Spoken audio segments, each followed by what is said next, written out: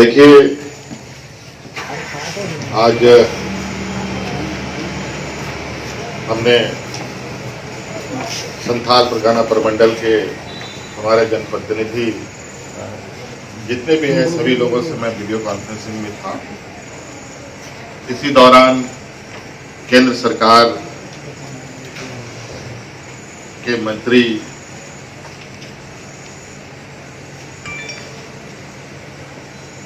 Rail मंत्री आदरणीय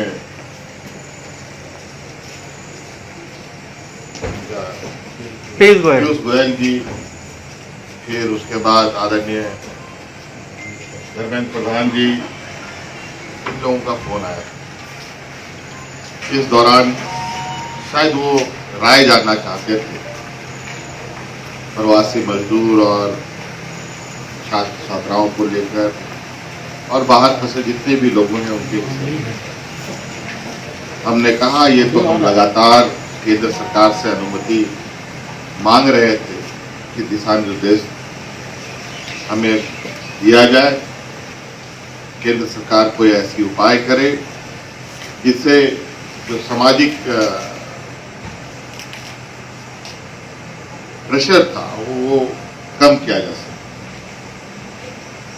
हमने प्रधानमंत्री जी को पत्र भी लिखा था वीडियो कॉन्फ्रेंसिंग के वक्त जो हमारी पिछले दिनों हुआ था, और मैंने यही सब पूरी चीज़ों को अंकित भी किया था। और आज छात्र छात्राओं को, मजदूरों को लाने की एक दिशा निर्देश राज्य सरकारों को प्राप्त हुआ है। इसके लिए मैं प्रधानमंत्री जी को धन्यवाद देना चाहूँगा। सर, बच्चे आएंगे कैसे? बहुत बड़ा सवाल है। बाई रोड ही आना है, मजदूर है लाखों। देखिए, अभी तो दिशा निर्देश आया है, कई शर्तों के साथ आया है। इसमें भी कई चीज़ें हैं, इस पर कुछ नियम कायदे बनाए जाएंगे। केंद्र से भी सहयोग हम लेंगे, क्योंकि पूरे देश के विभिन्न क्षेत्रों में हमने शुरू से भी ये कहा है कि हम अकेले पूरे देश से मजदूरों को, छात्रों को नहीं ला पाएंगे। राज्य सरकार सक्षम नहीं है। अगर हम अपने संसाधनों का जो सीमित संसाधन है, क्योंकि हमारे पास कॉरपोरेशन भी नहीं है, ट्रांसपोर्ट कॉरपोरेशन भी नहीं है, तो इसकी वजह से अगर हम कोई व्यवस्था करते भी हैं और जो दूर दराज में लोग फंसे भी हैं, तो मुझे लगता है कि लाने ले जाने वहाँ से मजदूरों को लाने में ही हमारा 6 महीना बीत जाएगा। इसलिए ये सब चीज़ें हम लोग आगे कैसे कार्य किए जाएंगे, इस पर हम लोग आगे बढ़ रहे हैं। और इसके लिए पदाधिकारियों को नियुक्त भी कर दिया गया आज, नोडल ऑफिसरों को, कि आज इस विषय पर आगे पूरी वर्क प्लान तैयार करे और हमें अवगत कराए, अनुसार आगे कार्रवाई करें। सर, एक डेटा है क्या सर?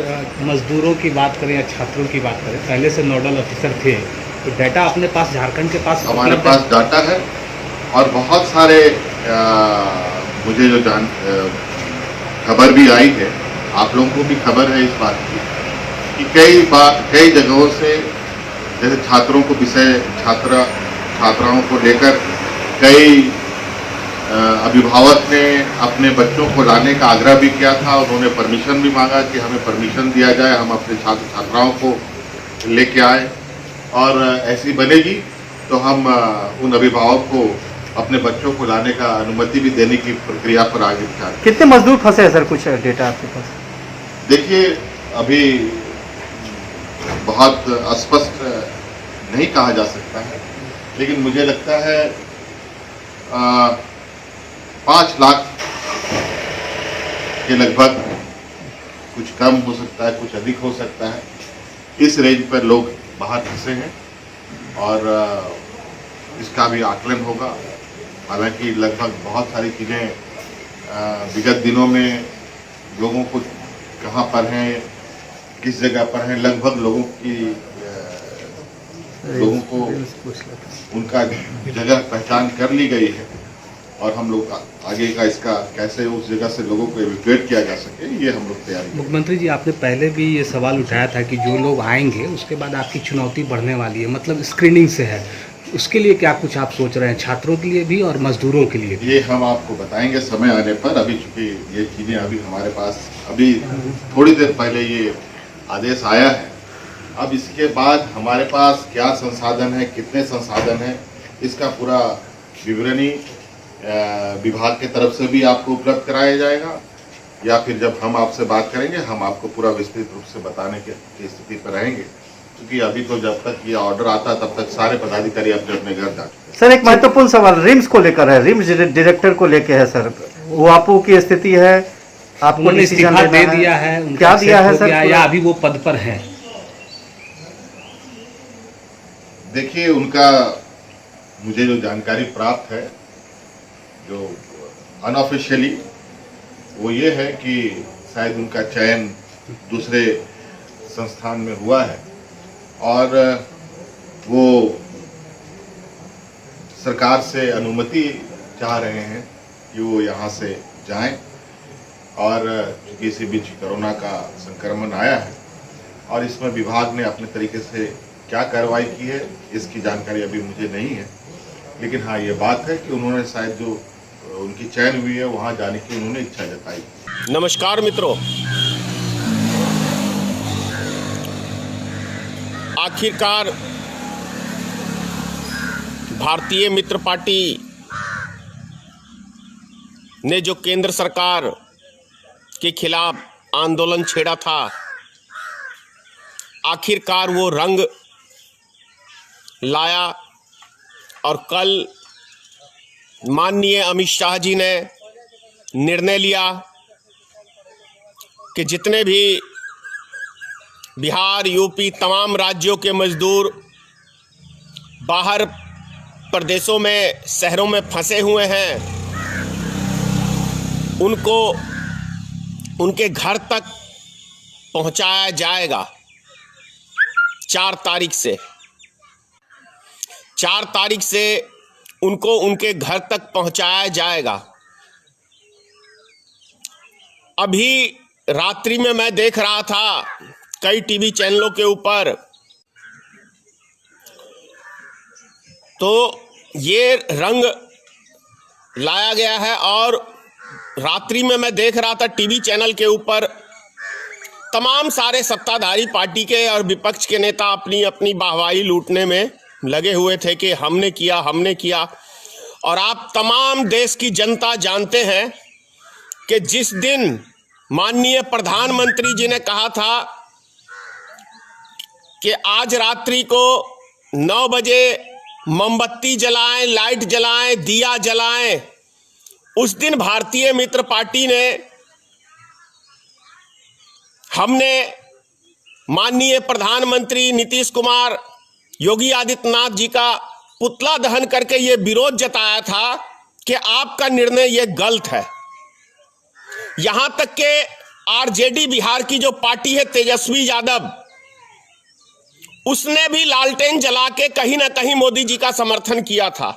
भारत में सिंगल एक भारतीय मित्र पार्टी ही एक ऐसी पार्टी थी जिसका विरोध हमने अपनी जान की बाजी लगा के किया था, जिसके आप सब ने देखा होगा, ऐसी बहुत सारी कॉल रिकॉर्डिंग है, हजारों की संख्या में लोगों ने हमें जान से मारने की धमकी दी, लेकिन हम अपने कर्तव्य से पीछे नहीं हटे, क्योंकि हमारा मकसद आम जनता को कैसे राहत मिले, उसके लिए इस पार्टी का गठन किया गया है और यही हमारा मुहिम है।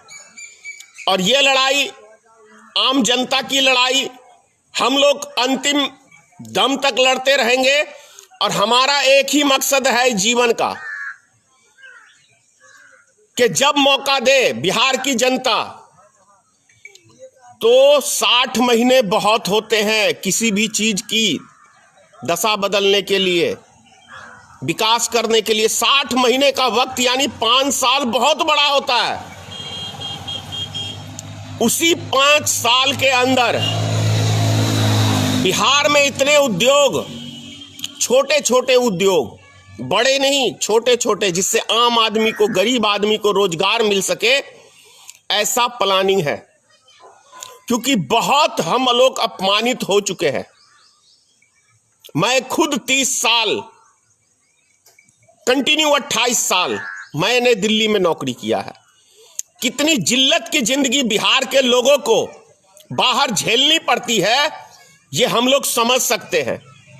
यूपी, बिहार, झारखंड के ये 3 खास तौर से जो स्टेट के लोग हैं, इनको बहुत ही जिल्लत की गिरे हुए नजर से, जो आज हमारे विकासशील राज्य हैं, महाराष्ट्र हो गया, गुजरात हो गया, पंजाब हो गया, ये लोग बिहार के, यूपी के लोगों को, झारखंड के लोगों को बहुत गिरी हुई नजर से देखते हैं, घृणा की नजर से देखते हैं, बहुत अपमानित होता है। और मैं समझता हूं कि हिंदुस्तान के एक एक मजदूर को इस लॉकडाउन में यह एहसास हो गया होगा कि बाहर हम लोग का कितना इज्जत है, कितना वैल्यू है, ये हम लोग को एहसास हो गया होगा। तो इसीलिए ये हमने आंदोलन छेड़ा है। और भारतीय मित्र पार्टी का, प्रिय बंधुगण, गठन ही इसीलिए हुआ है कि हमें अपने राज्यों का, यूपी, बिहार, झारखंड का विकास करना है। हम ये चाहते हैं कि बिहार में लोग दूसरे राज्यों से आए, यहां रोजगार तलाशने के लिए, ये हमारा मकसद है। हम हिंदू मुसलमान की गंदगी फैलाने के लिए राजनीतिक दल नहीं बनाए हैं। उसके लिए भारतीय जनता पार्टी पर्याप्त है। क्योंकि आप सबने देखा होगा कि इस महामारी में भी राजनीतिक करने से बाज नहीं आए भारतीय जनता पार्टी के लोग। इसमें भी मुसलमान को टारगेट करके उसको बदनाम करने का काम किया है। लेकिन आप ये देख लीजिए कि 3 मौतें हुई हैं। ऐसी मौत हुई है जहां एक हिंदू समाज का आदमी उसको कंधा देने के लिए आगे नहीं आया। कौन आया? मुस्लिम समाज के लोग आए। तो कहां चली गई भाई वो हिंदुत्व का नारा देने वाली? कहां चले गए वो आरएसएस के लोग? कहां चले गए वो विश्व हिंदू परिषद के लोग? किस चीज के हिंदू हो? सिर्फ राजनीतिक रोटी सेकने के लिए? गिरे से गिरा इंसान भी यदि किसी की मैयत हो जाती है तो वहां जाता है, लेकिन ऐसा नहीं हुआ। कई राज्यों में, हमें महाराष्ट्र में भी देखने को मिला। यहां तक के महाराष्ट्र में 2 साधुओं की हत्या हुई, जिसके अंदर दूर दूर तक कोई मुसलमान है ही नहीं। उसको भी हिंदू मुसलमान करने का भारतीय जनता पार्टी ने साजिश रचा और देश की मीडिया ने इस चीज का फैलावा किया। दिल्ली में मस्जिद के अंदर कोरोना वायरस ठीक है मिला, बाहर से लोग आए हुए थे, तो बाहर से सिर्फ मुसलमान ही तो नहीं आए, हिंदू भी आए। मीडिया ने बाखूबी रोल अदा किया कि नहीं, जमातियों ने कोरोना वायरस फैलाया। मीडिया ने इतनी गंदगी फैलाई इस देश के अंदर कि लोगों के अंदर नफरत पैदा कर दिया। अब यहां तक ये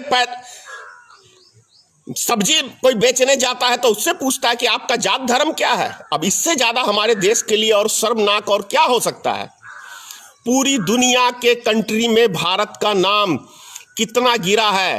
गोदी मीडिया को छोड़ के कभी अंतरराष्ट्रीय चैनल भी सुन लिया करो भाई, बीबीसी सुन लिया करो, सबसे पुराना चैनल है कि भारत की छवि कहां गई है। गिर गई है भारत की छवि, इतनी गिर गई है कि नरेंद्र मोदी किसी मुस्लिम कंट्री में अब जा नहीं सकते हैं, और जाएंगे तो उनका कोई स्वागत भी नहीं होगा। देश की साख को खत्म करने का काम नरेंद्र मोदी को जाता है। यह इसलिए आरोप लगा रहा हूं कि दिल्ली के चुनाव में मुसलमानों को नरेंद्र मोदी ने भी टारगेट किया था अपने भाषण के जरिए, टुकड़े टुकड़े गैंग बताए थे। उसके बाद दिल्ली में दंगे हुए, आराम से शांत बैठे रहे प्रधानमंत्री जी, एक शब्द उसके ऊपर नहीं बोला। और जब ये कोरोना वायरस में हिंदू मुसलमान हो गया तब भी प्रधानमंत्री ने एक शब्द नहीं बोला। तो क्या इससे पता नहीं चलता कि हमारे देश का प्रधानमंत्री इस संकट की घड़ी में, इस आफत की घड़ी में, इस महामारी के घड़ी में भी ये भारतीय जनता पार्टी के लोग, आरएसएस के लोग राजनीतिक करने से बाज नहीं आए। कोई कहता धनेश्वर महतो को 1 हफ्ते में मार दूंगा, कोई कहता है 3 दिन में मार दूंगा, तू हिंदू नहीं है। अरे मैं तो हिंदू हूं ही नहीं, मैं सनातनी धर्म का व्यक्ति हूं और मैं हिंदू और मुसलमान से पहले एक इंसान हूं और मेरा इंसानियत का कर्तव्य पूरा कर रहा हूं।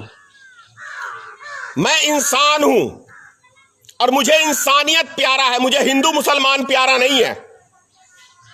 एक इंसान को क्या करना चाहिए मैं वही कर्म कर रहा हूं।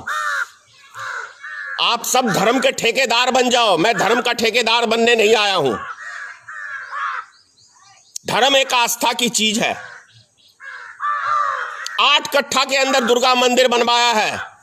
कभी धर्म का प्रचार करके राजनीतिक रोटी सेकने के लिए हमने कभी वोट बैंक की राजनीतिक नहीं की, हमने कभी वोट नहीं मांगा मंदिर के नाम पे। लेकिन 90 से लेके अभी तक राम मंदिर के नाम पे भारतीय जनता पार्टी रोटी सेकने का काम करती है, राम का नाम बदनाम करती है। और भैया राम का नाम क्या है? सीता माता के बिना जीरो है। सबसे पहले सीता माता का नाम आना चाहिए, मां जानकी का नाम आना चाहिए। सीताराम सीख लो, जैसे राधे कृष्ण है उसी तरह से सीताराम है, जय श्री राम नहीं है। सीता के बिना राम अधूरे हैं, राधा के बिना कृष्ण अधूरा है। तो कुछ सीख लो, बेहतर रहेगा। हम लोग दुर्गा पूजा करते हैं साल में 1 दिन, सारा काम धंधा छोड़ के जिस व्यक्ति को संदेह हो आए वो व्यक्ति, स्वागत है उसका। धनेश्वर महतो स्वागत करता है उस व्यक्ति को। दशहरा में आप आइए और देखिए कितनी धूमधाम से मधुबनी जिले में रहिका प्रखंड में इजरा पंचायत के अंतर्गत सतघारा गांव, पूरा एड्रेस बता रहा हूं, सतघारा गांव में कितना विशाल दुर्गा मंदिर है। सन 2000 में हमने स्थापित किया था। अपने जीवन की पहली कमाई का कोई वस्तु लिया था तो वो मां भगवती के नाम पे 4 कट्ठा प्लॉट लिया गया था, जो अभी लगभग 10 कट्ठा के अंदर है। लेकिन राजनीतिक नहीं, ये हमारी आस्था की चीज है, श्रद्धा की चीज है। इसमें कैसी राजनीतिक करें भाई? उसके घर में भी सबको जाना है। वो कहेगा अरे कितना गिरा हुआ इंसान है कि धर्म के नाम पे ये राजनीतिक रोटी सेकता है। धर्म के नाम पे राजनीतिक रोटी सेकने वाले इस दुनिया के सबसे गंदे व्यक्तियों में मैं मानता हूं। नेता के अंदर अपनी काबिलियत होनी चाहिए और ये देश, भारत देश जो सोने की चिड़िया कहलाती थी, वो जब ही बन सकता है जब इस देश के अंदर धर्म के ऊपर राजनीतिक करनी लोग खत्म करेंगे और विकास के ऊपर मत मांगेंगे। और जब देश की जनता विकास के ऊपर मत करेगी तभी उसके समाज का, इस देश का भी विकास होगा। और जब तक आप लोग जाति धर्म में बंटते रहेंगे, कोई यादव के नाम पे वोट मांगेगा, कोई मुसलमान के नाम पे, कोई कुशवाहा के नाम पे, कोई यादव के नाम पे, कोई पासवान के नाम पे, कोई दलित के नाम पे, जब तक देश की जनता इन चीजों पे आप मत करेंगे तब तक आपका विकास नहीं हो सकता, देश का विकास नहीं हो सकता, समाज का विकास नहीं हो सकता है। तो प्यारे मेरे मित्रों, माता बहनों, सभी को कह रहा हूं कि आने वाले समय के अंदर मैं ये नहीं कहता भारतीय मित्र पार्टी को ही चुनना, जो विकास की बात करे, जो विकास की बात करे। और एक चीज और कह रहा हूं आज मैं आपको इस वीडियो के माध्यम से, करोड़पति प्रत्याशी कभी आपका भला नहीं चाह सकते हैं। करोड़पति प्रत्याशी जो चुनाव लड़ते हैं वो उद्योगपति होते हैं, वो सिर्फ अपने काले धन को छुपाने के लिए चुनाव लड़ते हैं। और ये बीमारी देश के हर एक पार्टी में है, लेकिन भारतीय मित्र पार्टी में नहीं है। हमने 9 सीट पे इस लोकसभा में भी चुनाव लड़वाया था, गरीब आदमियों को टिकट दिया था। ये हमारा प्रयास है। 2020 के अंदर विधानसभा चुनाव बिहार में होने वाले हैं। हमारी पार्टी के अंदर हमने अपने संविधान में दिया है कि हिंदुस्तान में 90% आदमी मिडिल क्लास गरीब आदमियों को टिकट देने का काम करेंगे हम। लेकिन जागना होगा गरीब आदमियों को कि गरीब आदमी का बेटा आपका नेता बन सकता है कि नहीं। यह कहना है लोगों का कि गरीब आदमी कभी नेता नहीं बन सकता, उसके बेटे को कभी टिकट नहीं मिल सकता है, इस चीज को मैं झुठलाता हूं, क्योंकि भारतीय मित्र पार्टी 100 में 90 आदमी को, गरीब आदमियों को टिकट देगी। तो जो भी व्यक्ति बिहार से चुनाव लड़ने के इच्छुक हैं, जो भी व्यक्ति बिहार से चुनाव लड़ने के इच्छुक हैं, वो लॉकडाउन खुलता है, भारतीय मित्र पार्टी से अपना दावेदारी दे सकते हैं। 243 सीटों पे बिहार में भारतीय मित्र पार्टी चुनाव लड़ेगी। जय हिंद, जय भारतीय मित्र पार्टी, सीताराम, जय मां भगवती। मां भगवती आखिरकार हमारे प्रधानमंत्री जी को और गृह मंत्री जी को बुद्धि दिया, इसके लिए मां भगवती की मैं एक बार कहता हूं जय मां भगवती। इसी तरीके से हमारे देश की जनता के लिए मां भगवती सब पे कृपा अपनी बनाए रखे। जय माता की। भाजपा को सबसे ज्यादा वोट बिहार से भी मिले। भाजपा के राज्यों में खाना नहीं मिला बिहार के लोगों को। हालात इतने बदतर हुए कि हमारी बिजली पानी तक काट दिए गए, उसमें हरियाणा सबसे अव्वल। क्या बिहारी ने निर्माण में दिल्ली अव्वल है? सूरत में आपने जितने मारे अहमदाबाद अव्वल है। गुजरात में सबसे ज्यादा परेशान बिहार और देश के मजदूर हुए। आपने मजदूरों को समझा क्या? 1.25 महीने बाद आप एक लव लेटर निकालते हो, जब बिहार की जनता मरने की तैयारी कर लिया कि अब मर जाएंगे, मुझे जाना है, आत्महत्या की दौड़ शुरू हो गई। और जब आपके मुख्यमंत्री मजदूरों का बोझ और खाना पहुंचाना बंद कर दिया, रोक दिया, तब आप उस बोझ को अपने से उतारना शुरू करना चाहे।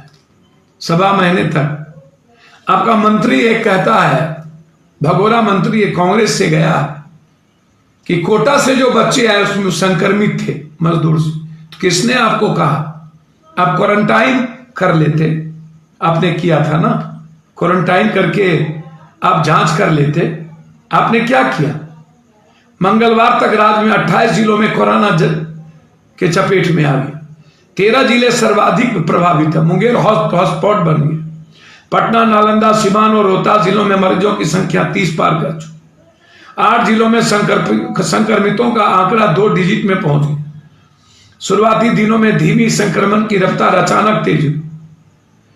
ग्रामीण क्षेत्रों में संक्रमण का फैलाव बहुत अत्यधिक बढ़ा।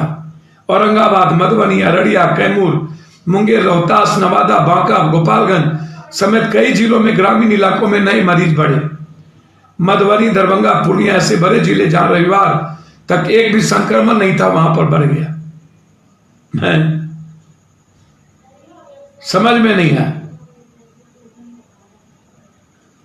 कि ये लोग 41% अति पिछड़ी जाति बिहार में मजदूर बाहर फंसे हुए। 41% अत्यंत पिछड़े के वोट लेने वाले लोगों से मैं पूछना चाहूंगा, शर्म नहीं आई? चुल्लू भर पानी में डूब के नहीं मर गए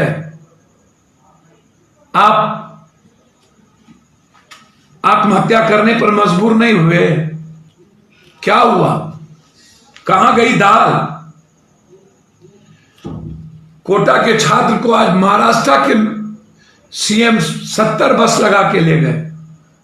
आप केस करवा रहे हो, बच्चों को जेल भेज रहे हो। आपने कल बच्चों को जेल भेज दिया, शर्म नहीं आया? पटना यूनिवर्सिटी के छात्र अध्यक्ष सहित 5 आदमी को आपने जेल भेजा। क्या गुनाह किया था? सोशल डिस्टेंस पे वो आप अपनी आवाज बैठा रहा था। आज मैं बिहार में रह रहे लोगों को नहीं, बिहार से बाहर रह रहे मजदूर 41% और छात्रों को, कोटा के छात्रों को और जन अधिकार छात्र परिषद के छात्रों को, युवाओं को सलाम करूंगा कि आपकी ताकत ने एहसास कराया कि मुझे अब ले जानो। कृपा नहीं की। और मैं प्रधानमंत्री जी से पूछना चाहूंगा, क्या आपकी जिम्मेदारी नहीं बनती है कि आप केरल से आंध्र प्रदेश होते हुए ट्रेन खोलो, आप बेंगलोर से ट्रेन खोलो, अमृतसर से ट्रेन खोलो, महाराष्ट्र से बिहार के लिए ट्रेन खोलो, दिल्ली से खोलो, आप कलकत्ता से खोलो, आप नॉर्थ ईस्ट से एक ट्रेन खोलो। आप क्यों फेंक रहे हो? आपकी जिम्मेदारी बनती है कि जब खाने के लिए पैसे नहीं है, 1,000 रुपया, 9 रुपया प्रत्येक दिन आपने कृपा कर दी, आप इसको भी भजाइएगा वोट में, कहिएगा हमने 500 रुपया दिया था। और गरीब लोग वैसे ही पागल होते हैं, 500 रुपया के बारे में उनकी कुछ समझ होगी नहीं। और ये वोट वाले लोग, मैं धन्यवाद दूंगा कि बिहार से जो बाहर मजदूर और छात्र, ये आपकी अंतिम कील ठोकेगा। आज वो मंत्री जिस तरीके की बात अपमानित किया है मेरे बच्चों को कि संक्रमित है मैं नहीं ला सकता, इनके बाप का बिहार है क्या? हाँ, कर्ज खाए नहीं ला सकते, औकात है इनको रोकने की? किसने रोक कहा था कि ये क्वारंटाइन में जांच ना करें? हमारे गांव करवेली का एक बच्चे को मैंने कल भेजा, उसके बाप का लाश रखा हुआ था, उसको क्वारंटाइन में लेके चला गया कुमारखंड में, करवेली में, कोई शाह जी के, सोनू नाम है उस लड़के का।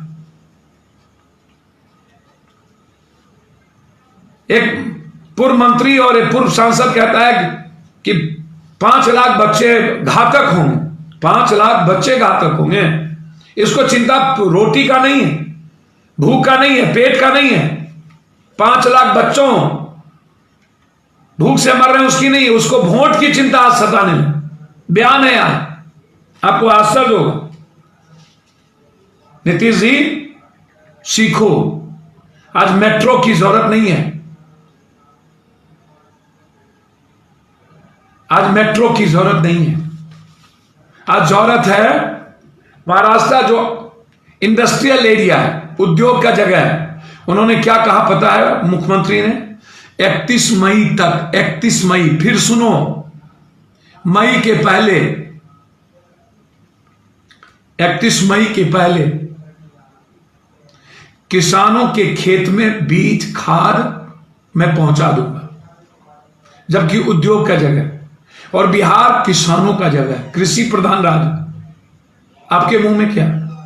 आप मेट्रो को रोको, फिजूल खर्ची रोको, और बिहार के पैसे को किसानों के बीज, किसानों का खाद, उसकी व्यवस्था करो, मजदूरों को लाकर उसकी व्यवस्था करो, कर्ज को रोको। ये 1,000 मत चिल्लाओ।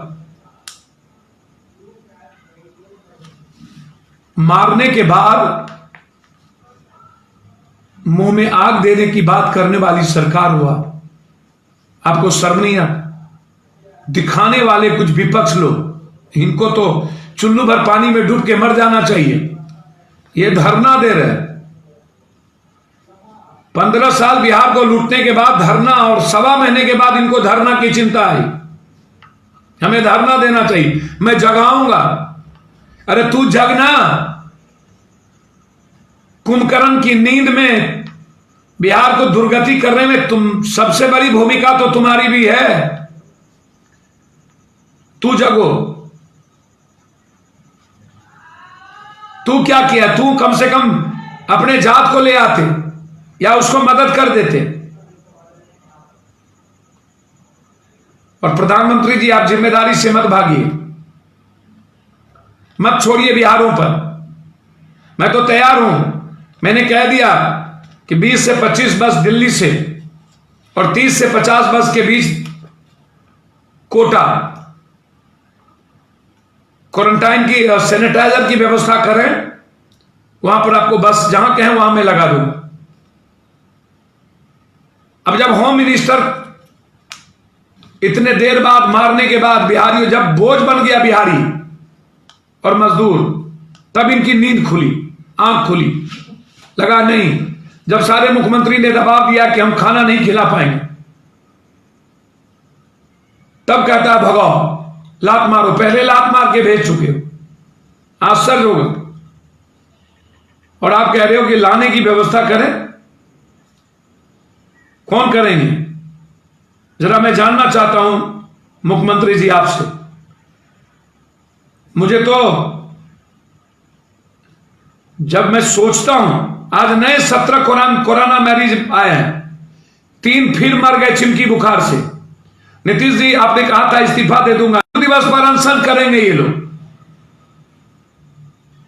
जिन्होंने पलायन में सबसे बड़ी जिम्मेदारी, इस बार नीतीश कुमार ने कहा 25 लाख दरखास्त आए, तो समझ गए नीतीश कुमार 25 लाख दरखास्त आपके पास अभी आए। कितने लाख लोग बाहर हैं बिहार के। क्या किया है आप दोनों ने? इसको समझने का जरा प्रयास कर लीजिए कि आप दोनों जो हश्र किए हैं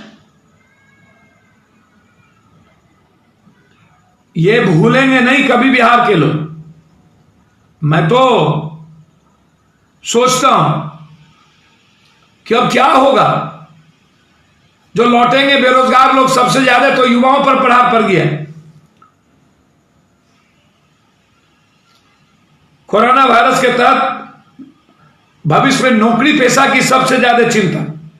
गवर्नमेंट रिक्वायरमेंट बाद लॉकडाउन एसएससी ने कई भर्तियों को स्थगित कर दिया।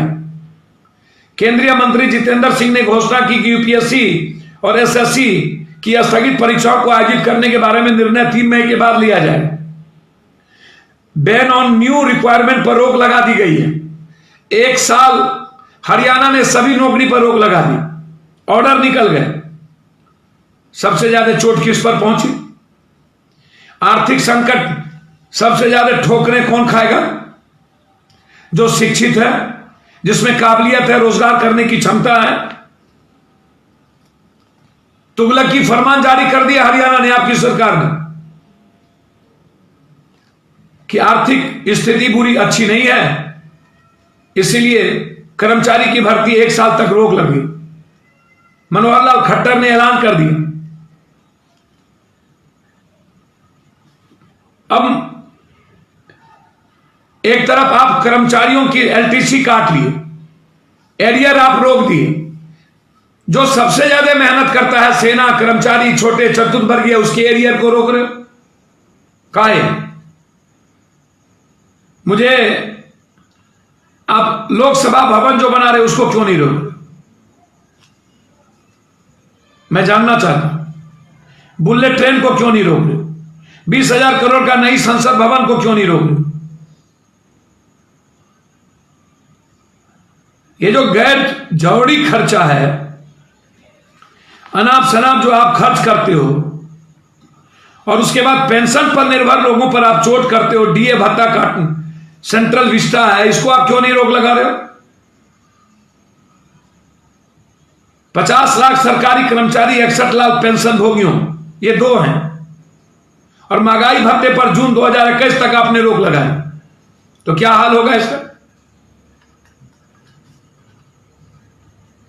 एक तरफ कोरोना वायरस से प्रभावित और पूरी मेहनत और स्थिति बुरी, तो सबसे ज्यादा प्रभावित कौन हो रहा है? युवा, मजदूर, काय। और उद्योग हमारे यहां आ नहीं रहा। लगभग लघु कुटीर उद्योग बंद हो गए। मेरा आग्रह है कि आपने जो आज एक लव लेटर निकाला है स्टेट को, तो आप या नहीं तो विशेष पैकेज दे दो, ताकि हम 30-35 लाख मजदूर जो जाएंगे उसकी रोजगार की व्यवस्था कर सकें। या नहीं तो आप किट्स की व्यवस्था कर दो 2 महीने के लिए, या नहीं तो मनरेगा का पैसा आप 3 महीने का दे दो, और मजदूर को 6,000 और बच्चों को 10,000 रुपया आप कर दो। तो आप घोषणा कर दिए और आपका एक राज्य ने कर दिया कि मैं 1 साल नौकरी नहीं, तो करोड़ों बच्चे बर्बाद हो गए। और देश में कितने करोड़ बच्चे 1 साल यदि नौकरी कोई योजना नहीं बनेगी तो क्या होगा? तो ये जो हालात है, और दूसरी तरफ नीतीश कुमार का डिसीजन, क्वारंटाइन के जगह पर आप चले जाओ, कहीं खाना नहीं है। 26 को घोषणा किया, दाल आज तक नहीं मिली, शोकेस में हम रखेंगे। एक आदमी कहता है कि बाहर से जो आया वो उसकी स्थिति बुरी हो गई। इतने लोग जो 28 जिलों में जो आप पहुंच गए हो, ये बाहर से लोग गए थे क्या? उसके पहले कौन लाया? और जांच इतनी क्यों धीमी है? और किस मुंह से बोले थे कि इस बार चिमकी बुखार में नहीं मरेगा, और एक ही परिवार के गरीब बच्चे मर गए। बेहाया नेता लोग, जिंदगी हराम कर देने वाला करोड़ों लोगों की। एक तरफ मां रो रही है, एक तरफ पिता रो रहे, एक तरफ भाई रो रहा है, एक तरफ बहन रो रही है। मैंने आज आपको वीडियो भेजे हैं, बच्चे कैसे बिलख रहे हैं, क्या स्थिति बच्चों की है।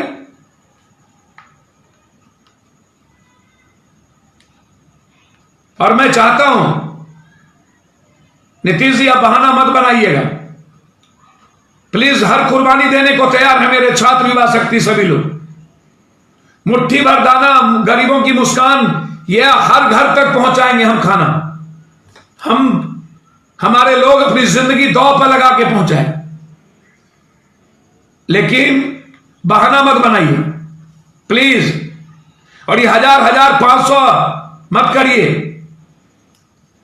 ये लॉलीपॉप मत दिखाइए। इसीलिए